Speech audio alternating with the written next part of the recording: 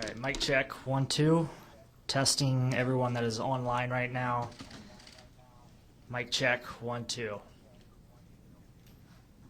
Everyone good in here? Mm-hmm. Okay.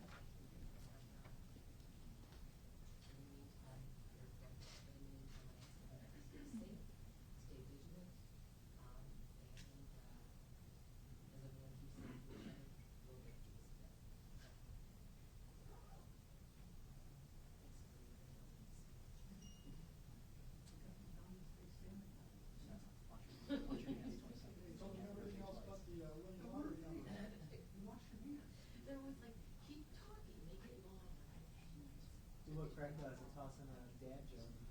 It's awful. It's awful, but I haven't eaten it. It's like you want this. It is totally disappointing. I'm like, I'm bounced all over the place. Thinking about it. Okay, guys. And then I'm told.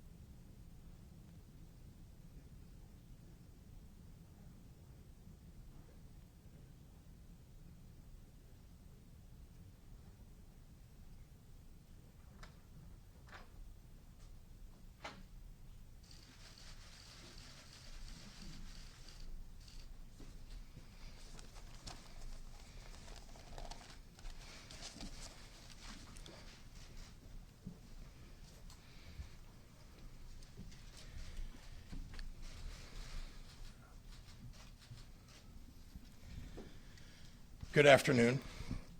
I am saddened to announce that we have lost another Illinoisan to COVID-19. She was a Cook County resident in her 70s. My thoughts today are with her family and her friends. May her memory be for a blessing. As this epidemic has progressed, we've had to make some hard decisions. I'd like to take a minute to give you a window into my decision making because I think you have a right to know why I've taken the actions that I've taken. You have a right to the truth, as difficult as it may be to hear, because you can bear it. Over the last few weeks, I've reached out to and relied upon some of the best medical experts, epidemiologists, mathematicians, and modelers to help me understand what the progression of this disease will look like in Illinois. My bedrock has been to rely upon science, real, actual science around infection rates and potential mortalities. In my discussions with these experts, I've asked for honesty and hard truths. I asked that choices and consequences of those choices be laid out for me as clearly and starkly as possible. I've asked every one of these experts, what action can I take to save the most lives? Well, they've come back to me with one inescapable conclusion. To avoid the loss of potentially tens of thousands of lives, we must enact an immediate stay-at-home order for the state of Illinois. So that is the action that I'm announcing today. We have looked closely at the trajectory of this virus in countries like Italy and China. Left unchecked, cases in Illinois will rise rapidly. Hospital systems will be overwhelmed. Protective equipment will become scarce. And we will not have enough healthcare workers or hospital beds or ventilators for the overwhelming influx of sick patients. The only strategy available to us to limit the increase in cases and ensure our healthcare system has capacity to treat those who become ill is to mitigate the spread of coronavirus in the most robust manner possible. I don't come to this decision easily. I fully recognize that in some cases, I am choosing between saving people's lives and saving people's livelihoods. But ultimately, you can't have a livelihood if you don't have your life. Of all the obligations that weigh on me as governor, this is the greatest. If there are actions that I can take that will save lives in the midst of this pandemic, no matter how difficult, then I have an obligation to take these actions. Therefore, starting tomorrow evening, Saturday, March 21st at 5 p.m., until the end of April 7th, all our residents will be subject to a stay-at-home order. There is a great deal of misunderstanding about what a stay-at-home order means, so I want to clarify it for everybody. Here's what will stay the same. You'll still be able to leave your house to go to the grocery store to get food. You'll still be able to visit a pharmacy, go to a medical office or hospital, or to gas up your car at a gas station. You'll still be able to go running and hiking and walk your dog. Many, many people will still go to work. For the vast majority of you already taking precautions, your lives will not change very much. There is absolutely no need to rush out to a grocery store or gas station.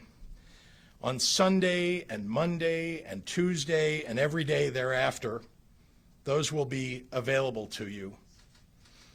Agriculture and the press, veterinarians and plumbers, laundromats and banks, roads, bridges, and transit, the fundamental building blocks that keep our society safe and steady, will not be closing down. You can still pick up dinner from your local restaurant, pick up your prescriptions, and just spend time with your family. We are doing all that we can to maintain as much normalcy as possible while taking the steps that we must to protect you. That brings me to what will change. All non-essential businesses must stop operating. If you can work from home and aren't already doing so, now is the time when you must. The heroes of this moment, our healthcare workers, first responders, law enforcement officers, and the individuals and organizations like the Illinois AFL-CIO and other workers who keep our grocery stores and pharmacies running, cannot stay home. We need you. This executive order is fundamentally about the rest of us and what we can do to support the people on the front lines of this fight and the people most vulnerable to its consequences. We know this will be hard, and we're looking at every tool that we have to help you through this crisis. For our essential workers, we're going to make sure you have safe daycare to take care of your children while you do the critical work to save us and to keep us safe. For those who are asking to stay home, we're ordering municipalities, to those that we are asking to stay home, we're ordering municipalities across the state to halt all evictions. We need our local leaders to help ensure our families do not lose their homes. I'm also directing additional resources to organizations across the state to serve those experiencing homelessness. For our students, your school districts will continue to provide you with meals, and we will back them up in this. I wish I could stand up here and tell you when your schools will safely reopen, but that is not an answer that I have at this time. We're postponing our tentative reopening date statewide until April 8th, and we'll continue to update you with new information as we have it. To be honest, we don't have the resources, the capacity, or the desire to police every individual's behavior. Enforcement comes in many forms, and our first and best option is to rely on Illinoisans to be good members of their communities and good citizens, working together to keep each other safe. I've instructed law enforcement to monitor for violations and take action when necessary, but that is not an option that anyone prefers. The easy thing to say today is that soon everything will go back to the way it was. But I want to be honest with you about that too. We don't know yet all the steps we are going to have to take to get this virus under control. But here's what I do know. About 150 years ago, the city of Chicago burned to the ground. When the ashes cleared, we passed laws requiring buildings be built with fireproof material. We invented skyscrapers. Chicago went from a small Midwest town to one of the biggest cities in the United States. And just to make a point, we built the Chicago Fire Academy on the very spot where the Great Chicago Fire started burning. In the coming days and weeks, we're going to expand testing in Illinois to figure out how to detect COVID-19 more quickly and more efficiently. Our scientists and our doctors are working on treatments even now. They will screen people more effectively, isolate them more quickly, and attack this more efficiently. They're going to learn, and as they learn, they're going to innovate. They're already on a path to develop a vaccine. Our healthcare infrastructure will adapt because it must. This will not last forever. However, it's going to force us to change, but that's okay. Any event of this magnitude should force us to change. We here in Illinois have overcome obstacles before, and we'll do so again, and we will rise to this occasion. Thank you, and now I'd like to introduce the Mayor of the City of Chicago, Lori Lightfoot. Thank you, Governor. I have to say again, not only thank you for your partnership, but your leadership in this incredible time. I've heard from people all over the country that they feel that Illinois is in good hands because of your leadership. So thank you very much. As the governor just announced, he is issuing a stay-at-home order. And I hope you think of it that way. This is clearly not a decision that was made lightly, nor by any one person. And I echo the governor's statement. These are not our only difficult choices to be made, but they are choices that must be made for the good of all of our residents. The governor, local leaders, and I are in full agreement that we need to act swiftly, and then this decision is necessary. As the governor alluded to, we have seen what bold measures have yielded in places like Japan and Singapore and South Korea. And sadly, we are witnessing what is not happening around the world in countries that did not mobilize. The coronavirus will not go away by happenstance. We must be intentional about taking steps to flatten the curve. Today's announcement, along with other steps taken in the last 2 weeks, are intended to do just that.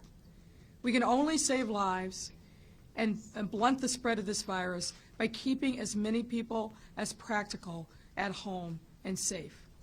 And I want to talk specifically about what this will mean for Chicago. Our city, in the absence of leadership from the federal government, frankly, is doing the following: finalizing, securing quarantine and isolation locations, bolstering hospital capacity, supporting our healthcare workers and first responders and doing everything possible to relieve the pressure on them, and building a supply chain to make sure that critical equipment to the healthcare system, things like ventilators, PPEs, and other important supplies, are available and given to areas of need. We will continue to identify residents who are sick and ensure they receive the treatment and resources they so rightfully deserve, and put them on a path to recovery, as has happened already with many. Our healthcare workers have been at the forefront of this pandemic. They are working around the clock and putting their own health on the line to keep those who need it most. That means we as a city must do everything we can to help them. Now is not the time for half measures, but preventative and proactive plans, ones rooted in science and data, and to mitigate the spread and ultimately to save lives. And let's be clear, this has to be a two-way street.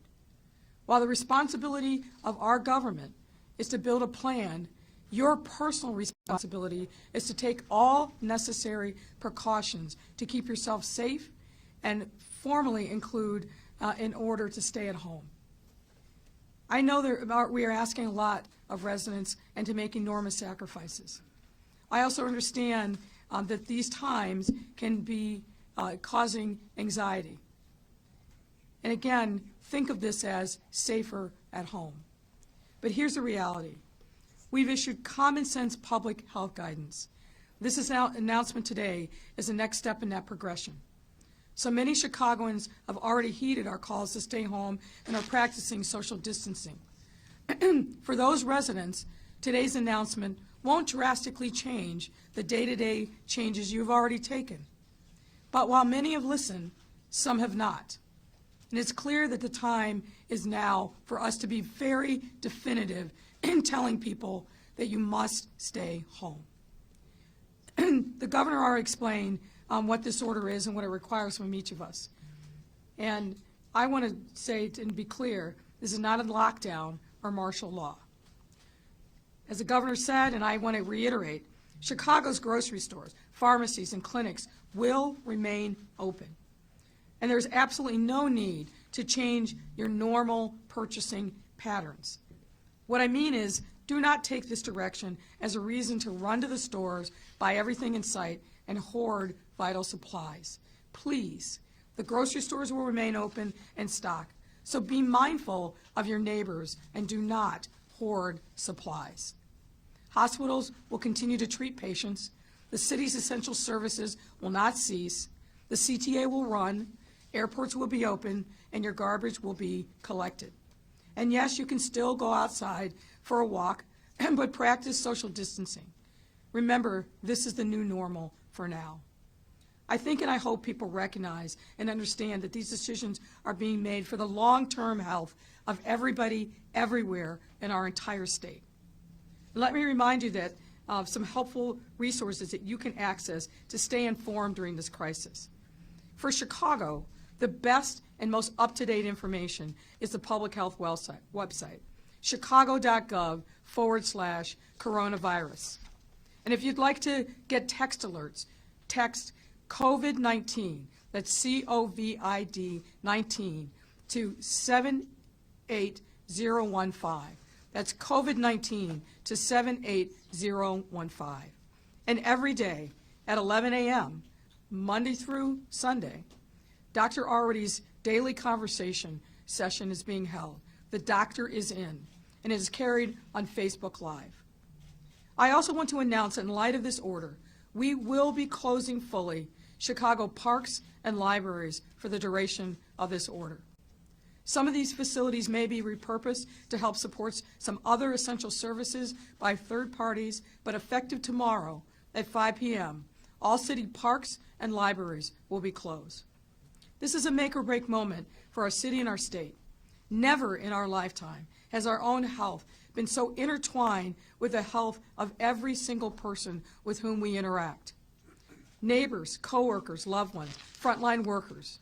Please realize your responsibility to them and continue to take care of yourself.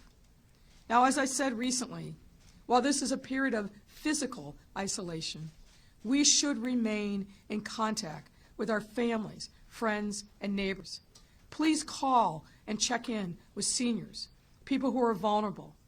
We have disrupted normal social networks and interactions, but it is critically important that we not lose our sense of community.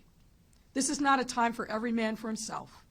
This is a time for every man, woman, and child to be united together. The choices we make today can renew and restore health and prosperity in Chicago and throughout Illinois. It is time to do more to flatten the curve and build our pathway to the other side. I have faith in Chicago's resolve and resiliency to help us get there. Thank you very much. Governor. Thank you, Mayor, very much for your remarks. And ladies and gentlemen, I have over time been relying upon experts both here in Illinois and across the nation. The research that they've done, the work that they've done has guided me in many of the decisions that I have made. I thought it would be important to have one of those experts here today.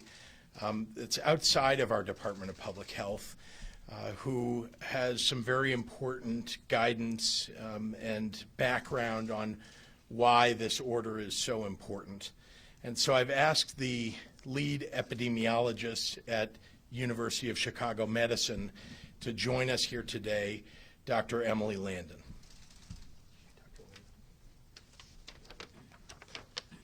Good afternoon, everyone. First of all, I want to send my sincere gratitude and support to all of the healthcare workers in Illinois and around the world.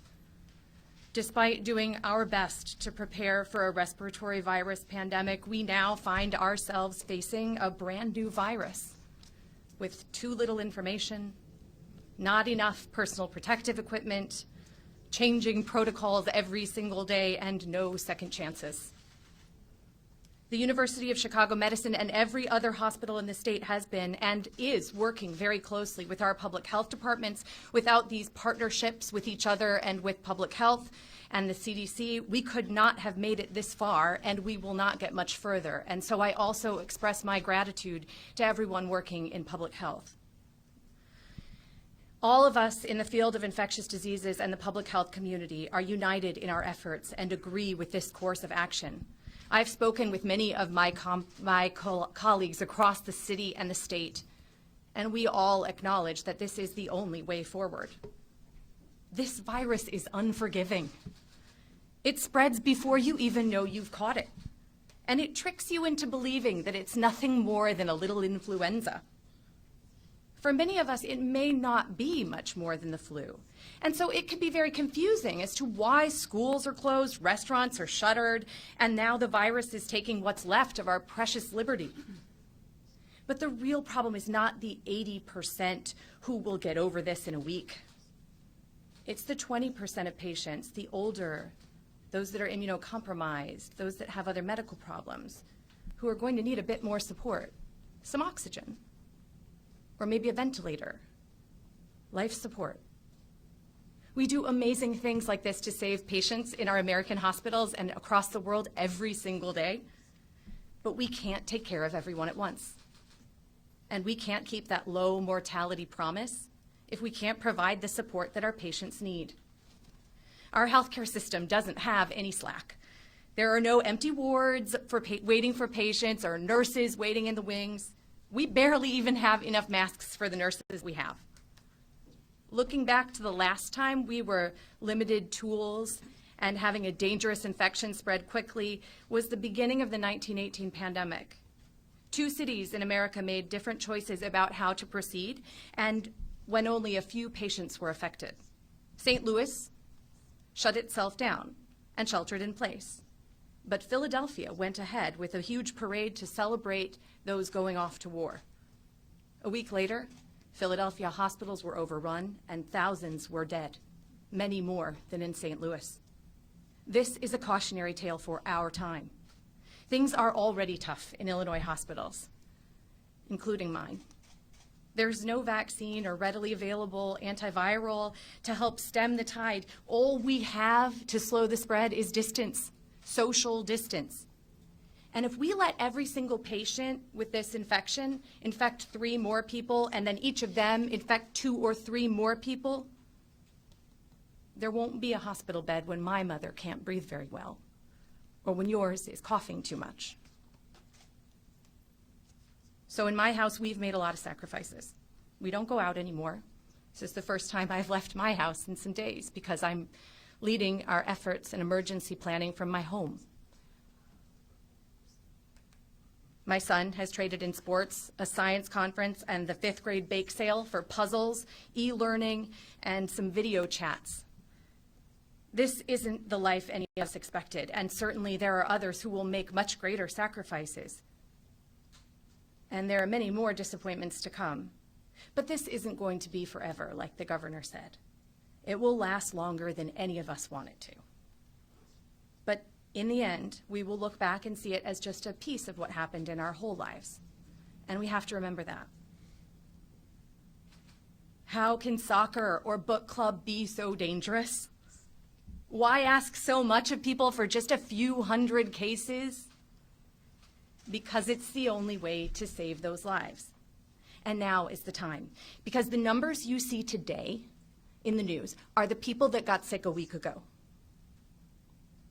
And there are still people today who got sick today who haven't even noticed that they've been sick yet.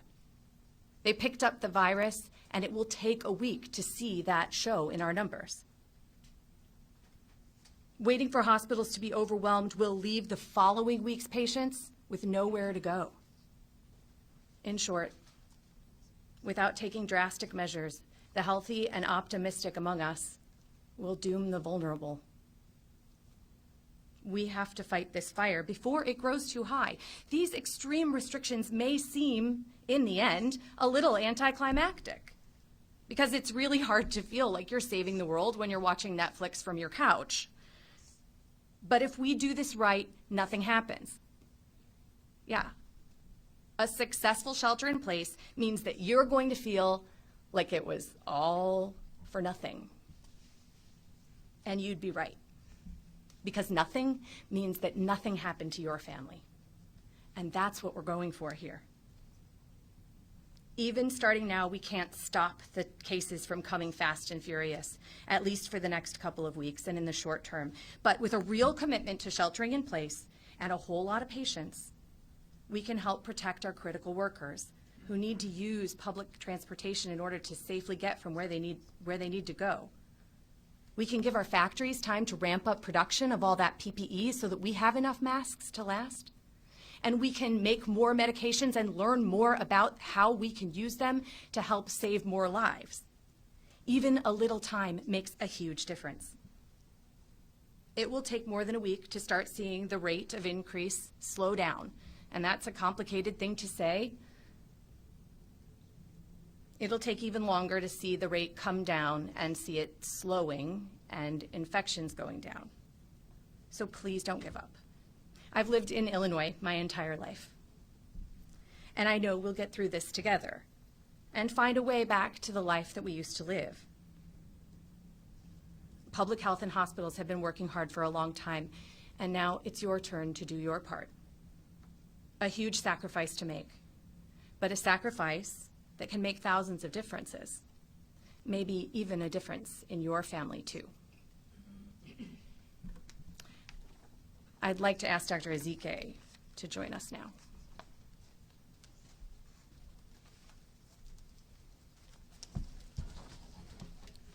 Good afternoon, and thank you, Dr. Landon, for that impassioned plea. Thank you. I think your message will ring loud across everyone's ears who heard that.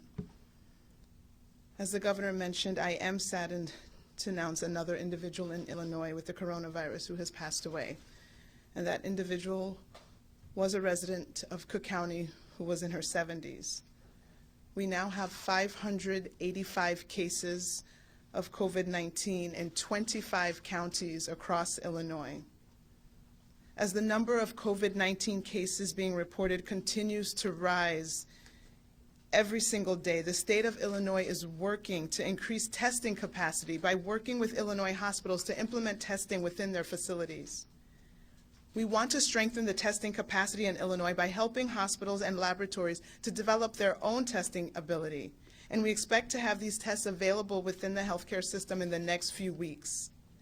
Additionally, the state is working with the Department of Health and Human Services to set up drive-through testing sites in some of the hardest hit areas of the state. One of these community-based testing sites will be operated by the state of Illinois with support from the U.S. Health and Human Services. 3 additional sites are a federal-state-private partnership, the state of Illinois with the Health and Human Services and both Walgreens and Walmart. We want to thank both of these businesses for their support during this difficult and unprecedented time. These facilities will focus on senior citizens, first responders, and healthcare workers. We are finalizing these plans now and look forward to announcing more in the coming days.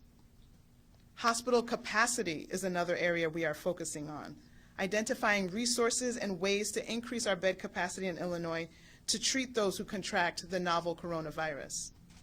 The state has been working with other jurisdictions and businesses to reopen recently opened hospitals. We are currently doing assessments at different hospitals in Illinois to determine the current condition of the facility, the medical resources available, staffing levels, and what else might be needed to open these facilities in order to provide medical care for individuals with COVID-19. Additionally, we have worked with our federal partners to develop guidance for hospitals to adopt telehealth protocols so that individuals with mild respiratory symptoms can talk to a healthcare provider before seeking medical care and possibly infecting others in the process. We ask again that everyone do their part so that we can reserve both testing capacity and medical care availability, including ICU capability, for those who need it the most. If you are a healthy individual with only mild symptoms, please stay home and allow those who are at highest risk of severe illness to receive the testing and the medical care that they need. We thank you for your cooperation. At no previous time have we seen how interconnected we all are and how everyone's decision or indecision can affect others. Thank you. And now I will summarize the comments for our Spanish-speaking audience. Buenos días. Me llamo Issie Kay y soy la directora del Departamento de Salud Pública aquí en Illinois. Con gran tristeza estamos anunciando otro individuo de Illinois con la enfermedad COVID-19 ha muerto. Esta persona era residente del condado de Cook en sus 70s. Como dijo el gobernador, ahora tenemos 585 casos en 25 condados de Illinois. Los casos han ocurrido en edades de 3 a 99. El número de casos de COVID-19 continúa a crecer cada día. El estado de Illinois está trabajando para subir la capacidad de pruebas. Estamos trabajando con hospitales para tener pruebas dentro de sus edificios. Además, el Estado está trabajando en una asociación federal, estatal y privada. El Estado de Illinois, Gobierno Federal, Walgreens y Walmart para instalar 4 sitios de pruebas de manejo en las áreas más afectadas del Estado. Queremos agradecer a estos negocios por su apoyo durante este momento difícil en nuestro estado. Estos sitios se centrarán en personas ancianos, primeros responderos y trabajadores médicos. La capacidad de hospitales es otra área en la que nos estamos centrando. Vamos a crecer nuestra capacidad de camas en Illinois para tratar los enfermos con COVID-19. El Estado está trabajando con oficiales para volver a abrir hospitales recientemente cerrados. Estamos finalizando estos planes ahora y esperamos anunciar más en los próximos días. Comenzando mañana por la noche, 21 de marzo, a las 5 de la tarde, todo el estado de Illinois estará bajo una orden de quedarse en casa. Todos los negocios no esenciales deben cerrar. Recomendamos todos los negocios esenciales permanece abiertas con guías de distanciamiento social en lugar. Todavía podrás salir de su casa para ir al supermercado. Todavía podrás visitar una farmacia, ir a un hospital o cargar gasolina en una estación de servicio. Todo personal de emergencias, policía, los trabajadores médicos y otros que trabajan para apoyar a los negocios esenciales tienen permiso a salir. Esta orden ejecutiva es lo menos que podemos hacer para apoyar a las personas en la primera línea, también para las personas más vulnerables. Gracias.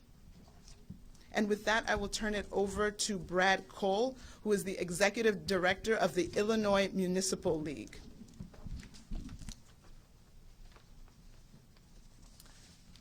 Thank you, Dr. Issie Kay.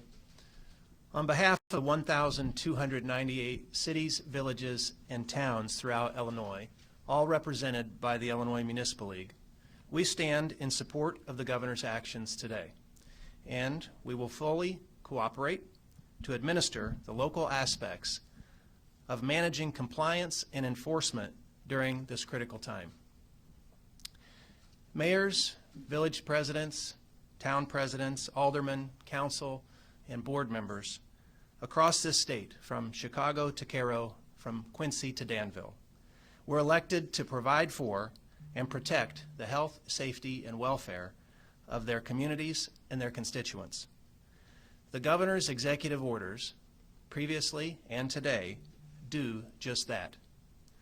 Local governments and local elected officials are the closest to the people, and we will get the most questions and conflicts while implementing these important steps. We ask for patience and understanding as residents encounter local public safety, public works, and other first responders during this time. We will share as much information as possible at all times with the public, and we will maintain openness and accessibility throughout. Municipal operations will continue, although obviously limited to essential functions. Community leaders prepare for and handle natural disasters and unknown events as best we can, and this is no different. Thank you. And at this time, I'd like to introduce Dan Cronin, Chairman of the Dupage County Board.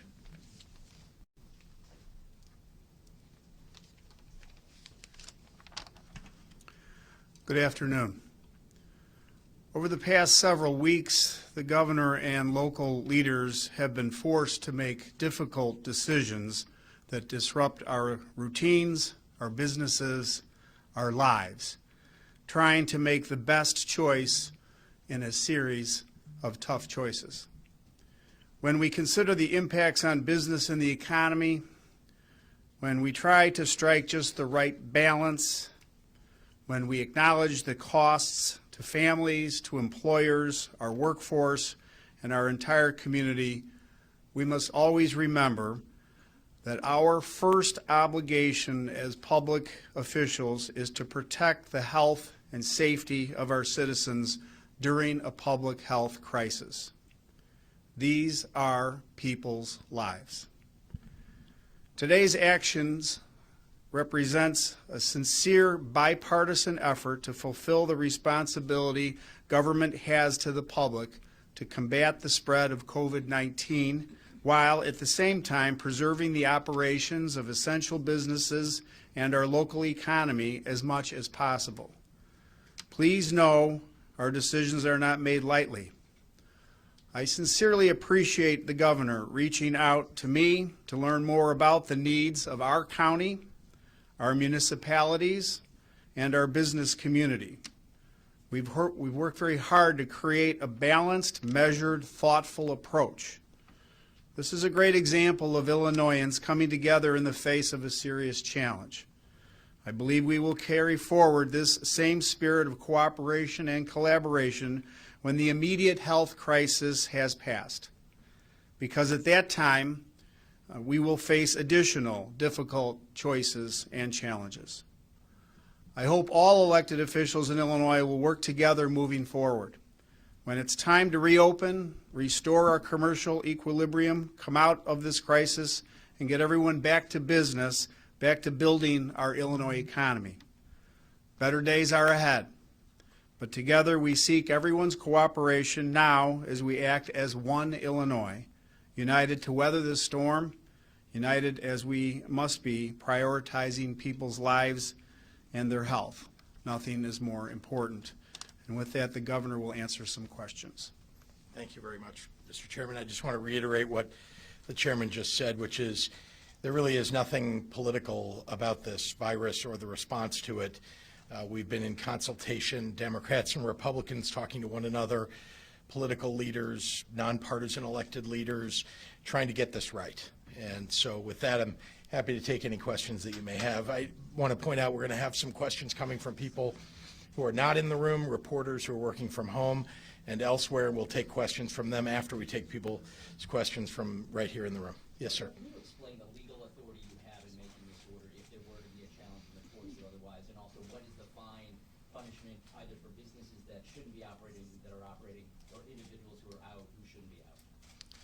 So the Emergency Management Act, the Public Health Act in the state of Illinois, we can give you the citations for those, give the authority to either the governor or the director of public health to make decisions as we have for the state. And so I'm happy to refer you to the legal sections of it. I have my general counsel here as well, who formerly was at the Attorney General's office and has the legal cites to give you. And the other half of your question, I'm sorry. Punishment or citations for either individuals or businesses that are operating?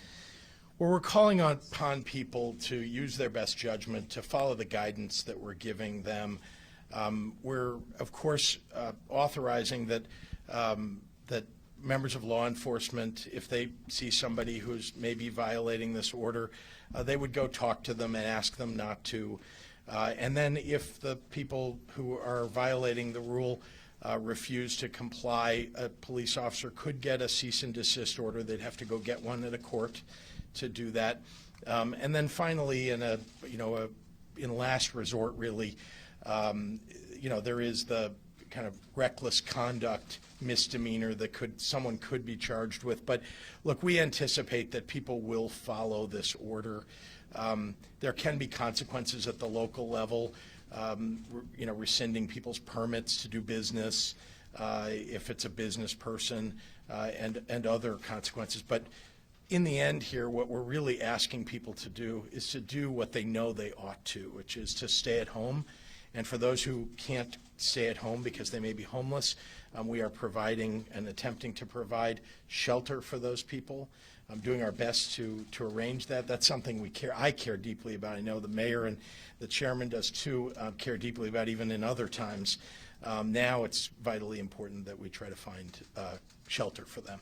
Yes, Dana. Dana, yeah. Yeah. I think you touched upon, I was going to ask about enforceability statewide, but if I may direct a question to Mayor Lightfoot, what does that look like in Chicago in particular, and how does that tie in with the order, for lack of a better word, this afternoon, that all Chicago Police Patrol officers' days off have been canceled? Well, I think, as the governor said, what we're hoping to do in Chicago, and I'm assuming this will happen in other communities across the state, we're going to try to educate people into compliance. Look, the reality is, if you look at what's happened over the arc of the last 10 days, people are staying at home. They're teleworking. They are really paring down, as we are in city government, to the bare essence, only going out when they need to go out. So I don't expect that there's going to be widespread disagreement or violations of this order, but our police department is going to be instructed that if they see someone on the street, they can engage them in a conversation. If they're not supposed to be out, they'll give them an admonition to go home. And I think for most people, that will be enough. Is that what, if I may follow up, is that why their days off were canceled? I mean, I guess then why cancel patrol officers' days off? Well, look, I'm not going to get into the nuts and bolts of resource deployment, but suffice it to say, we want to make sure that we have enough resources on the street to keep people safe, to make sure that we're protecting businesses and other property. Governor, we've had a lot of people out there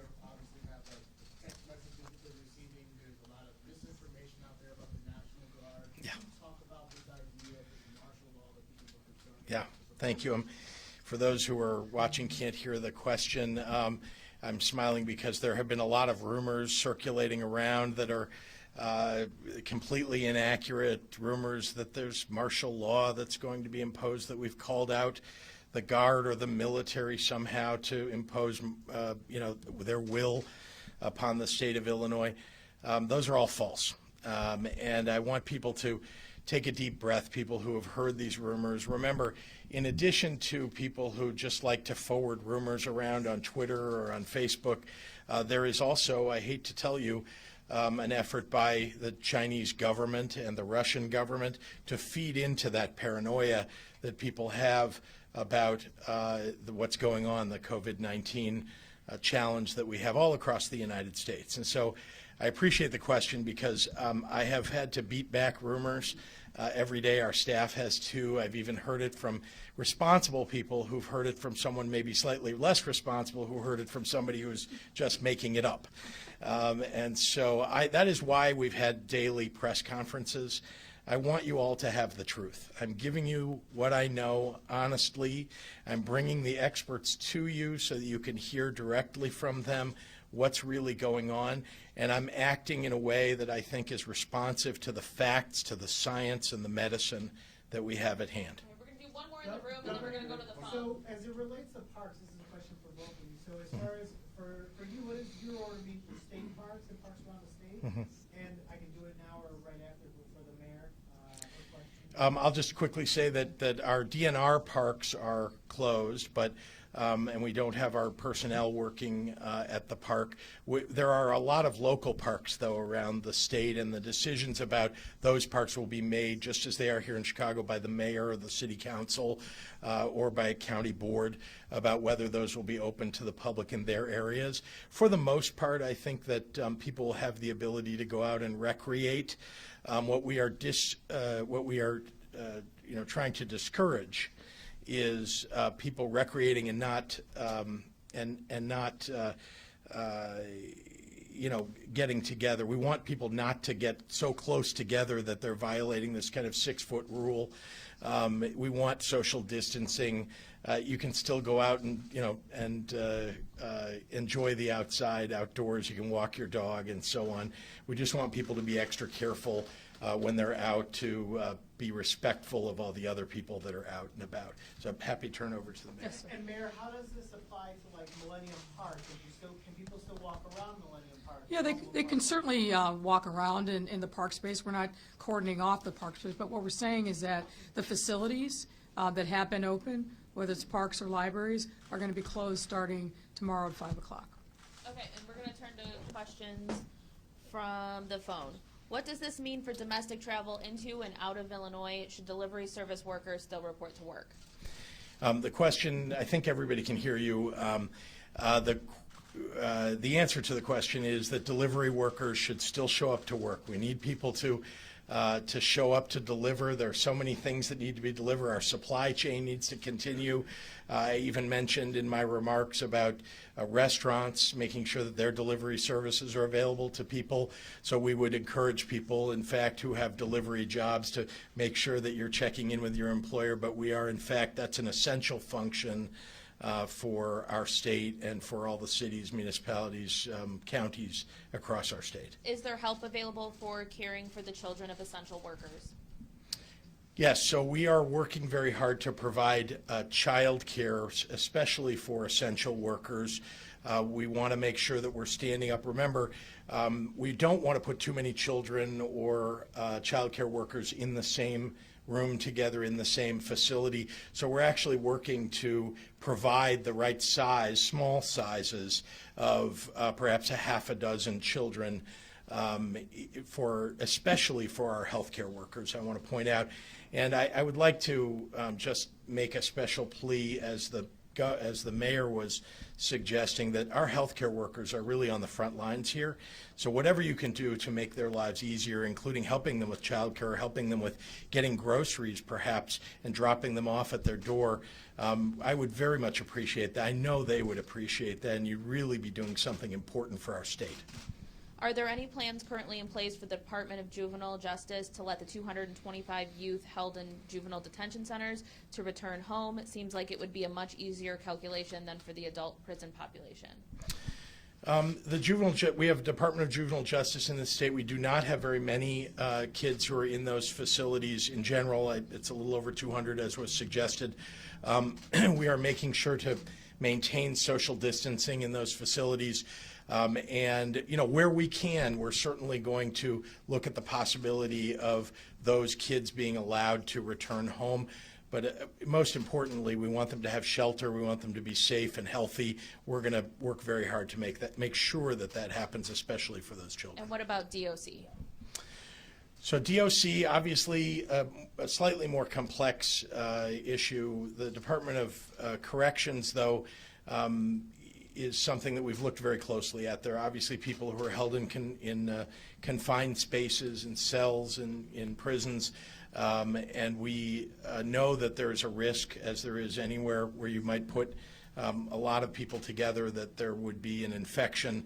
And so we're working very hard to make sure there are areas for segregating people who may get the flu or get a cold or some other condition that, if COVID-19 was something that might infect them, there wouldn't be a comorbidity, as they call it. And so we're working hard in our prisons to make sure that happens. And as I mentioned at a point in an earlier press conference, we're also looking at the possibility of people with nonviolent offenses who have served much of their time, that the possibility of alleviating some of the burden in the Department of Corrections by allowing them to be paroled with a lot of conditions associated with that. Mayor, Governor, have either of you or anyone close to you or on senior staff been tested for coronavirus? What precautions are you taking as you're faced with governing through this crisis?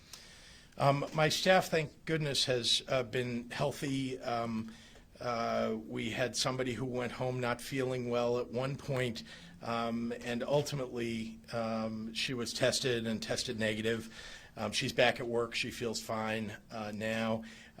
We've all been practicing social distancing. We've been, I think, doing a good job of, we've let a lot of our staff work from home, so there are not very many of us. There's a core group that are working in the governor's office, but everybody that works in the governor's office is working from somewhere, if not in the governor's office. In terms of myself, I mean, I'm working day and night. We're all working hard. I think as hard as we work, we know that we have a mission here of keeping people safe, and so I'm going to continue to do that. But I am practicing, I think, the proper distancing and rules that I think we've given to everybody else. Yep, the mayor. I'm sorry. There's nobody on my team that I'm aware of that has tested positive. Obviously, we've had city workers who have.